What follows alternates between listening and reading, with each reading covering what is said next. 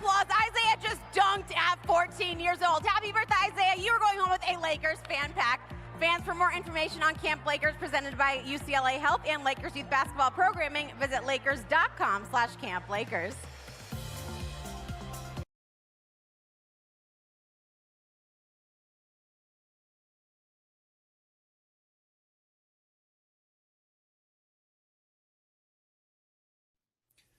Tonight, the Supreme Court showdown on Capitol Hill. President Biden's historic nominee, Ketanji Brown Jackson, pressed on several key issues on her first day of questions. GOP senators taking aim at her sentencing record in child pornography cases. The heated moment with Senator Ted Cruz, how Jackson responded. And how the judge answered questions on Roe v. Wade, the Second Amendment, and expanding the court.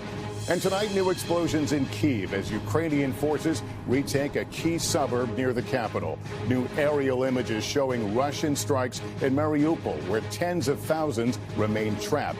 The refugee crisis growing. The heartbreaking goodbyes. New reports of tornadoes striking the south after the deadly outbreak in Texas. 20 reports of twisters, including a powerful EF3. Al Roker is here. The horror on the highway. 6 high school girls killed in a crash with a semi. What we're learning. The investigation into the deadly Boeing jet crash in China. Could it have been equipment failure or even intentional? And 4 brave children evacuated from the war zone in Ukraine to the U.S. for life-saving treatment. This is NBC Nightly News with Lester Holt. Good evening. The sense of history in the room was palpable, even if the process itself followed a familiar Washington path of posturing and political opportunism. Judge Ketanji Brown Jackson, the first black woman nominee to the U.S. Supreme Court, facing hours of questioning from the Senate Judiciary Committee in day 2 of her confirmation hearing. Praised by Democrats, grilled by wary Republicans, and often resisting attempts by both sides to drag her into partisan food fights, the 51-year-old wife and mom seemed ready for what was coming. Defending her judicial philosophy, stay in my lane, she described it in part, on accusations she was soft on crime, including handing out lighter sentences for those guilty in child pornography cases. Nothing could be further from the truth, she said with a flash of emotion. And asked about abortion, Judge Jackson calling Roe v. Wade settled law. The hearing going into the evening, and our Peter Alexander has late details and highlights. Tonight, Judge Ketanji Brown Jackson facing at times contentious questioning, vying to become the first black woman on the nation's highest court, describing the kind of justice she would be. My record demonstrates my impartiality. Jackson was preemptively asked by Democrats about Republican accusations that she's soft on crime, noting her brother and uncles served in law enforcement. I know what it's like to have loved ones who go off to protect and to serve, and the fear of not knowing whether or not they're going to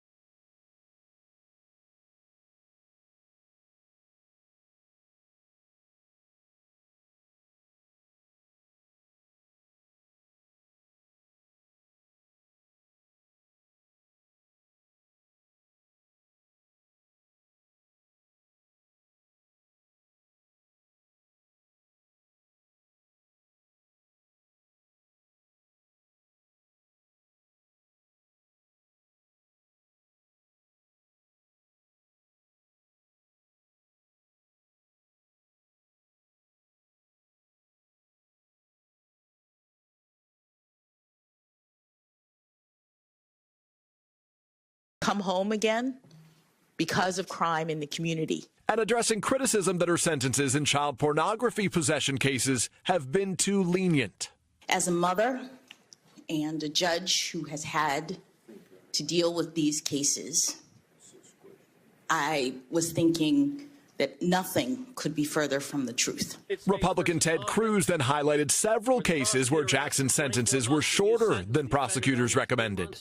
Do you believe the voice of the children is heard when 100% of the time you're sentencing those in possession of child pornography to far below what the prosecutor's asking for? Yes, Senator, I do. Judges don't just calculate the guidelines and stop. Judges have to take into account the personal circumstances of the defendant, because that's a requirement of Congress. Retired federal judges from both parties say most federal judges in these cases sentence below the guidelines because they consider them out of date.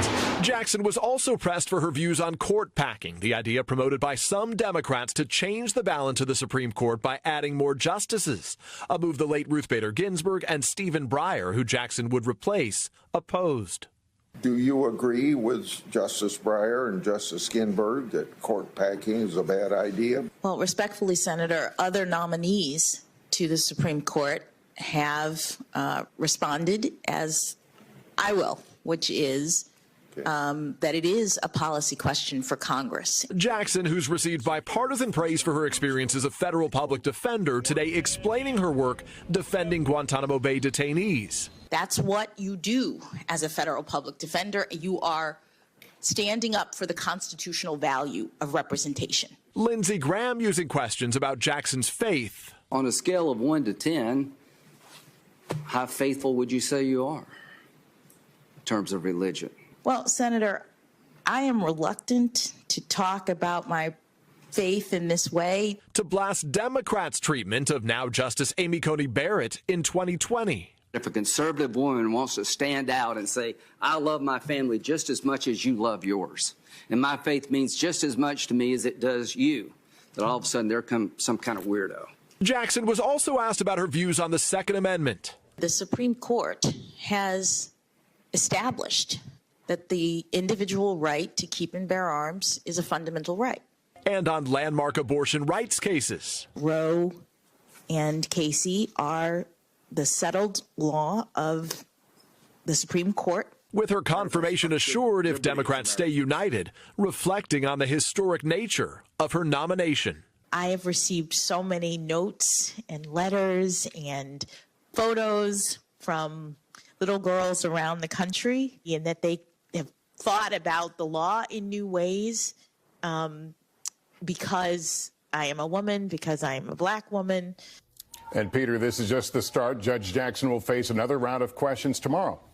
Yeah, that's right, Lester. And nothing really happened today that appears likely to knock Judge Jackson off her path to confirmation. Tonight, the White House says it's very pleased with her performance so far. Lester. Peter Alexander, thank you.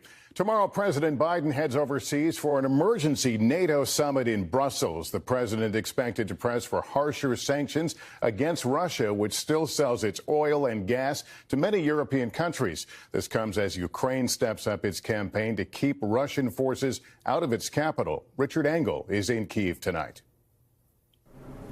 With Kyiv under a total curfew, Ukrainian troops today went on the offensive, using hit-and-run tactics to drive back Russian troops from the capital. Ukraine's main objective now is to prevent Russian forces from encircling Kyiv, like they did to Mariupol. This new drone video released by Ukraine appears to show Russian strikes on factories and industrial buildings. And these new satellite images reveal smoke rising above the besieged city, still cut off with hundreds of thousands of people without food and water. Ukraine's President Zelensky is calling for an immediate summit with Russian President Putin. Zelensky today spoke by video link to Italy's parliament, calling for more sanctions against Russia after criticizing the U.S. and NATO for not acting with sanctions sooner, which he says could have prevented the invasion. Meanwhile, Russia released new video of its attack on a shopping mall in Kyiv this week, insisting Ukraine was using it as a site to launch missiles and store ammunition. Russia has met fierce resistance from Ukrainians across the country. And now, for the first time today, a senior U.S. defense official says Russia has lost more than 10% of its combat power in Ukraine. But increasingly, resistance is also inside Russia, and the Kremlin is trying to crush it. A Russian court today sentenced Putin's top critic, Alexei Navalny, to 9 more years in a maximum security prison, allegedly for fraud. Navalny's supporters say the charges are simply a way to keep Putin's enemy off the streets. Russian forces have been hampered by shortages of food and fuel. Tonight, a U.S. military official says some Russian troops also lack appropriate cold weather gear and have had to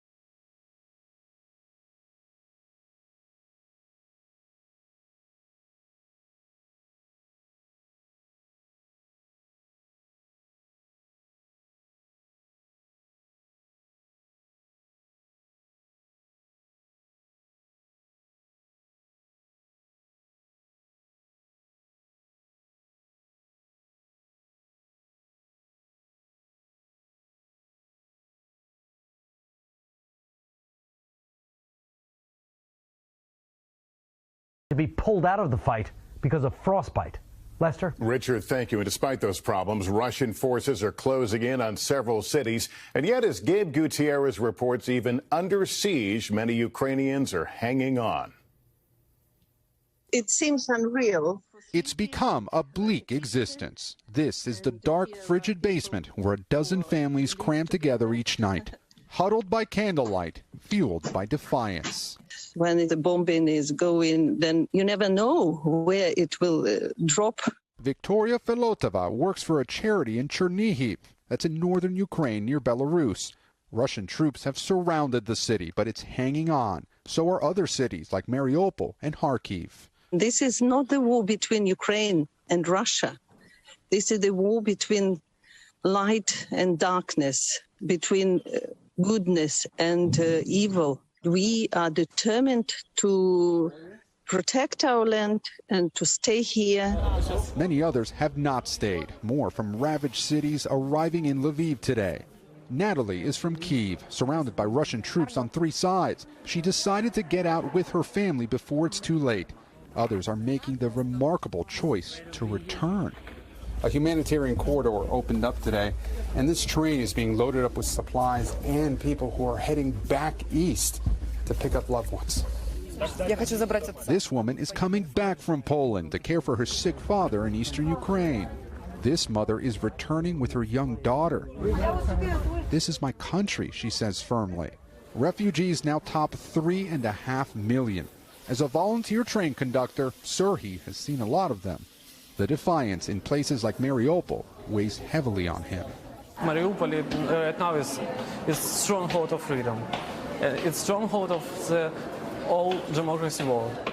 Tonight, in parts of Ukraine, they are surrounded but not defeated, Lester. Gabe Gutierrez, thank you. At that NATO summit, President Biden could announce a plan to keep U.S. troops deployed to countries near Ukraine permanently. This comes as the U.S. joins a major NATO military exercise in Norway. Courtney Kuby is there with American forces. Tonight, troops from NATO countries are descending across Europe. 30,000 are now in a remote coastal corner of Norway, nearly 200 miles above the Arctic Circle. Today's scenario, Norway being attacked by another nation. NATO responds, invoking Article 5 of the 1949 treaty stating an attack on one of NATO's 30 members is an attack on all. The first and only time it was ever invoked was 9/11. On hand for today's exercises, troops from 27 countries. Most of these Marines just came ashore yesterday. Their mission, link up with other Marines and NATO allies to begin the part of the exercise where they attack the enemy. Simulated attacks coming from air, land, and sea. This is Cold Response 22, a military exercise where NATO partners must work together in frigid conditions. In the continental, 48 states, weather's not as extreme as here in the high north, so getting us that exposure is really nice because there's a lot to learn, that's for sure. Today's drills were planned months before Russia's invasion of Ukraine. It's naive to think that it's not on people's minds, so absolutely they're tracking it and so are we, but the exercise is completely separate. The dangers of operating in this type of harsh environment evident last week when an Osprey crashed during a training exercise, killing the 4 U.S. Marines on board. They know their best friends or remains are on their way back to the U.S. and their families are grieving. Here, the challenge, as always, is to stay focused on the training, on the mission at hand. A mission preparing them for real-world scenarios. And as the war unfolds in Europe, the stakes feel even higher. Courtney Kuby, NBC News, Bardufoss, Norway. In 60 seconds, already new reports of as many as 18 tornadoes across the south. This after a deadly day in Texas. Al Roker is here. There are new reports coming in of at least 18 possible tornadoes touching down in the south tonight on the heels of that deadly outbreak in Texas. At least 20 reported tornadoes, leaving at least 1 person dead and 19 injured. The most powerful had 150-mile-an-hour winds that slammed the city of Jacksboro, northwest of Dallas. Morgan Chesky is there on the ground for us. Morgan, what are you seeing? Lester, what we are seeing is shock mixed with overwhelming relief because this is all that's left of Jacksboro Elementary School, where hundreds of students and teachers rode out this incredible storm. They were supposed to have a tornado drill later this week that yesterday proved all too real. Tonight, devastation in Texas from a string of storms now striking across the south. Nobody needs to be on the highway right now. Mississippi on high alert after a deadly 24 hours in Texas. The twister shredding homes, tossing cars. Get inside, get inside! And sending many scrambling to take shelter. One tornado striking during rush hour Monday, crossing a busy I-35, unfolding on live TV. Tornado on the ground right now. Another close call capturing the storm, rolling a red pickup truck, then tossing it back onto the road, somehow letting the driver speed to safety. In Jacksboro, about 2 hours west of Dallas, a suspected tornado ripped the roof off the high school, but it was a direct hit on the elementary that nearly brought Police Chief Scott Haynes to tears. I was one of the first responders here. With the school caving in, his biggest fear, the almost 400 students and teachers caught inside. I know you don't want to dwell on it, but how easily it could have gone the other way. There could have been a lot of casualties just out of this one structure here in Jacksboro. The chief leading us down the debris-strewn hallway where he checked the school's safe room. To immediately make entry into the room and then have kids grabbing your leg and holding on to you and stuff like that, it was just a good feeling. In what he calls a miracle, every student and teacher walked away unscathed as the now deadly storm system marches on. Morgan Chesky, NBC News, Jacksboro, Texas. And we are tracking those severe storms tonight. Al Roker is here. Who needs to be on the lookout at this point? Right now, Lester, we're talking from Louisiana to Mississippi, Alabama. We have tornado watches there, tornado warnings popping up as well. We've right now got 10 million people at risk for severe weather, significant tornadoes possible tonight as this system moves to the east with wind gusts of up to 75 miles per hour. Tomorrow, it expands to 27 million people from the Ohio River Valley into the southeast as far south as Panama Panama City and Jacksonville. We're also looking at extremely heavy rainfall rates, and that's why we have a moderate to a slight risk of flooding from New Orleans all the way up to Nashville. We're talking generally 3 to 4 inches of rain, but Lester, some folks could see 6 inches of rain plus. So make sure you are prepared to get out and to evacuate to higher ground as these systems move through. And I know you and your team will keep tracking it out. Thank you very much. In Oklahoma, a tragedy on the highway. 6 girls from Tishomingo High School were killed when their car collided with a semi-truck. The superintendent says they were going off campus for lunch. There's no word on the condition of the truck driver. Up next for us, what caused that deadly crash of a Boeing jetliner in China? The critical issues investigators are looking into. It's the commercial aviation workhorse. So why did that Chinese Boeing 737-800 suddenly plunge and crash, apparently killing everyone on board? Tom Costello has the latest.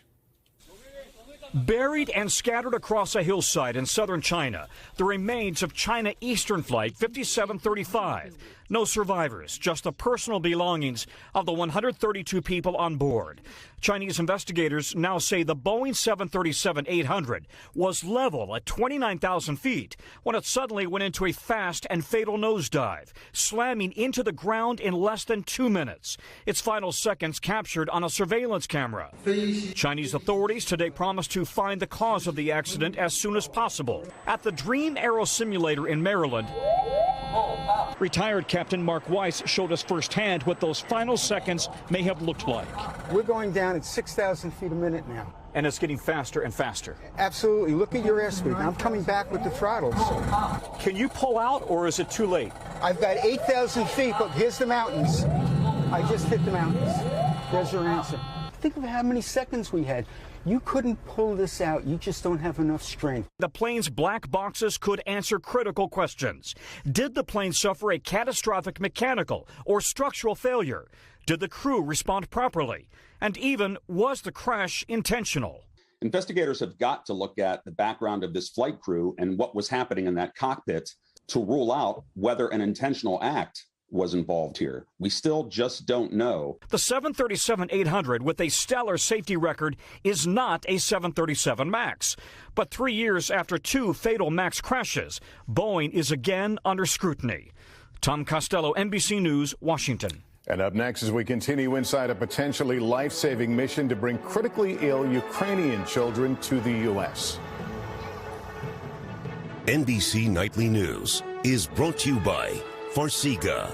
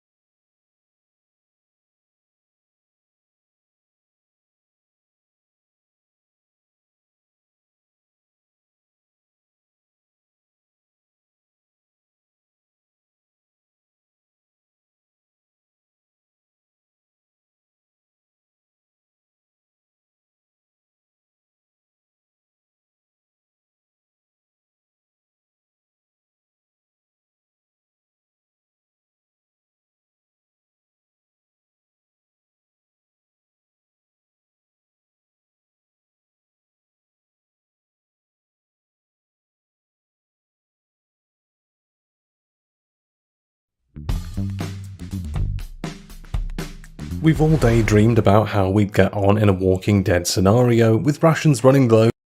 7 days to die.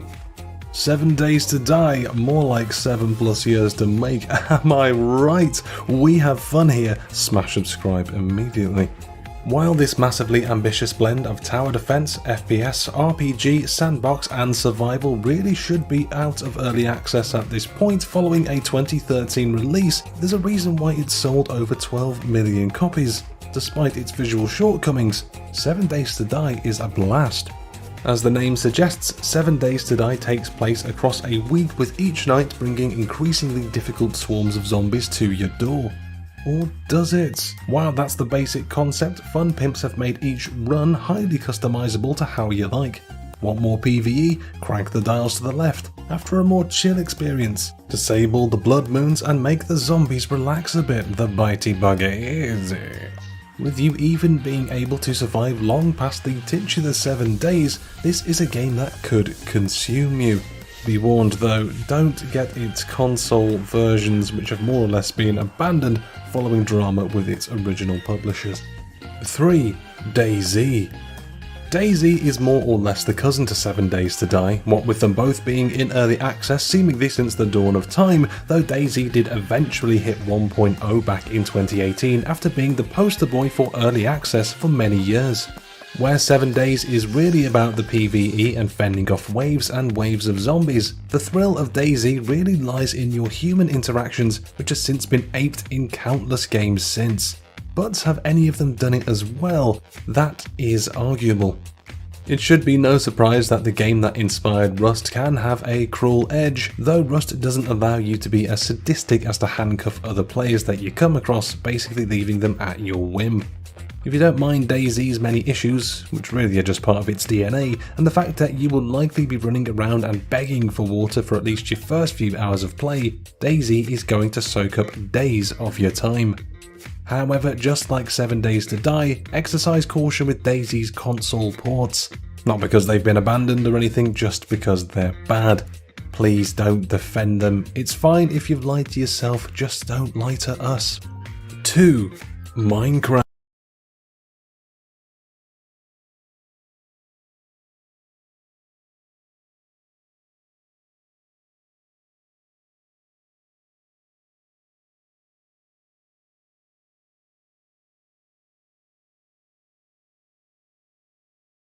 Minecraft. What do you mean it doesn't belong here? There are zombies and you must survive, therefore Minecraft is indeed a zombie survival game.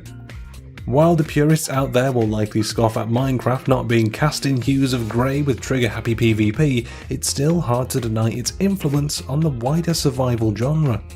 Despite them being big green blocks, the zombies in Minecraft, who have a wiki longer than most novels, are actually terrifying, especially when they besiege your little breeding camp of villagers that you've been building for dozens of hours. Their terror factor is only multiplied when you play hardcore and have one life and one life only. Once that's gone, you're done.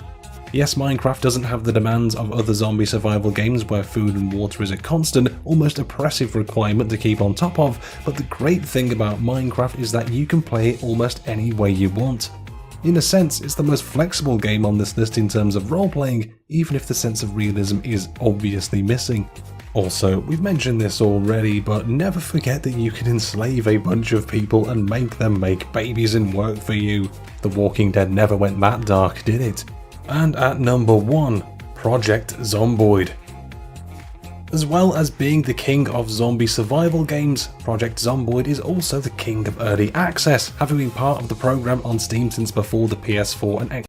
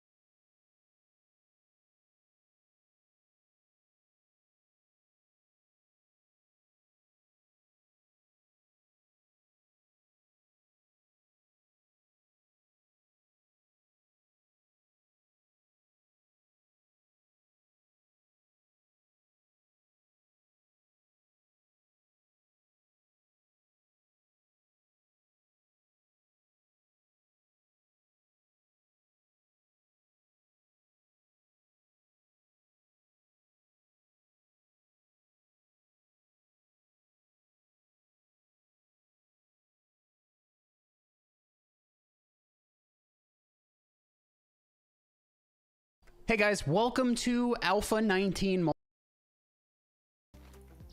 Is that? Oh, me and my cousins came up with $1 million idea for me yesterday. You're gonna say it right now, so everybody will steal your $1 million idea. Is that what you're saying? You can't steal my $1 million because you don't got the goods I supply. Oh, okay. Gotcha. No, not Dude, I think it actually looks better with depth of field. It's only gonna be pictures of my butt, and it's gonna be casually, just like first picture, just spitballing here, fresh out the shower, towel over my shoulders, walking away, just butt cheeks. That's it. Nothing else. I was too distracted by the fact that I just rolled up right to the trader. Didn't even need the quest completion. So I'm here. Shotgun Messiah factory. So you don't Trader Jules. No, I don't, Boomer. Okay, I don't. Somebody wants my butt cheeks. Let's see what this trader has, because I'm already here. Leave in the comment section below if you want my butt cheeks. In front of me. Dude, he looks dope. Look at him. We want to see your inventory. He's a general stock. General stalker. Gyrocopter accessories. Needle and thread. Okay, I mean, nothing great, but it's cool to have him here. We could quest off of him and level up pretty quickly. I'm on my way. Are you gonna welcome me with open arms to the city? Nope. Are you gonna have one of those signs that people have at airports and you're gonna dress up all nice? Nope. Oh, hey! Hey! You! By the big rock! Are you selling Krusty Krab pizzas over there? I'm pretty sure that's me. It's a boulder, not a rock. Krusty Don't Krab insult it like that. Is the pizza for you and me? Is team damage on? Don't test it. Why not? I don't recommend testing. Do not recommend testing. I thought you were aiming at me. I have to remember all these. But, oh, here. Keep making the wrong arrow. Oh, 2 murky waters. Arrow to the knee. Did that do damage? Okay. Team damage is on. Be careful, boys. You're looting without Christian. I'm coming. Sorry. Christian, complete your quest. Jared. The locked death save. Can you stop? I swung at the desk and hit the desk. Why are you even breaking into this? Look, it's got 2,500. I ain't doing that. By the time Christian gets here, you're gonna go through like 5 stone axes. God. Trust me. Worth. You like shotguns, Jared? Yeah. Shotgun. There's no shotgun in there. I got like those. Might be a blunderbuss, but definitely no shotgun yet. Not until at least day 3. New Alpha 19 route schedules. King Ola. Should I call him in case I get in an accident? What kind of accident are we talking about? I don't know, but the law commercials always say, you get into an accident, call me. My dad always calls them ambulance chasers. I'm right here. Did you do your quest? I'm doing them. Give him your feathers. Hello, Christian. Hi. Don't punch the ground madly. I need a stone and I need rocks. Oh, that's what you were doing. We're lock picks, big pogs, let's go, baby! Are you gonna go try to get the thing? Might as well at this point. Yeah, just start it off. Christian, oh my god, Christian looks like he's in the forest. He's one of those ketchup people. Jeez. What do you mean? What? You're like dipped in red, like you fell in a vat of red paint. Like I'm a bad person? Didn't say that. Like, isn't that what the bad guys are? Picking lock. Picking it. Are we the bad guys for landing on their island? I don't know. We don't know. 5. Sorry. 4. 3. 5. 3. I haven't found any rocks. 3, 2, 1.